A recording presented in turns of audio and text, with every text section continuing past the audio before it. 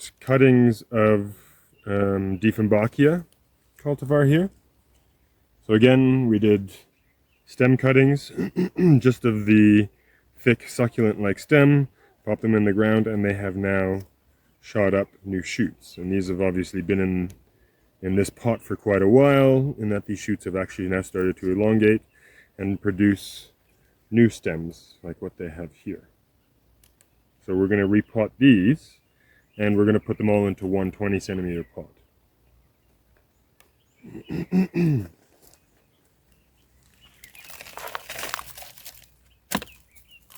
So we've actually got them all rooting into each other here.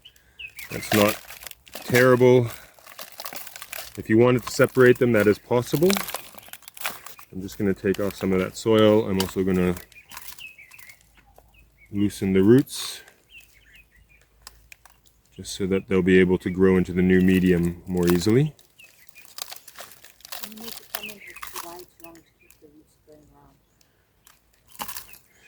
If the roots are allowed to continue to go around in a pot when you repot it, they might not grow into the new soil that you're providing the plants, and it results generally in a weaker plant, but also one that can easily tumble over in high winds or even come out of the pot much more regularly. So I've loosened those roots a bit. Doesn't have to be total, but just loosen them a bit.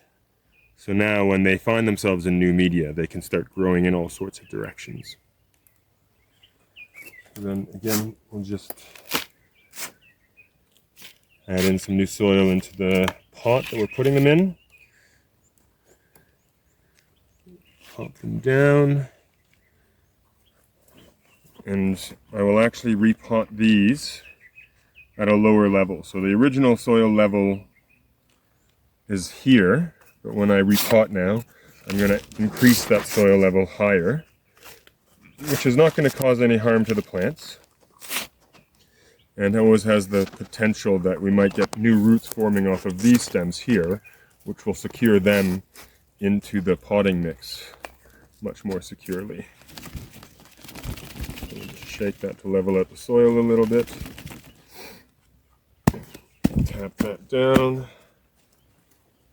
And there, now we've got a new nicely potted one, and this plant will be much happier in this new pot and will start to grow quite a bit bigger.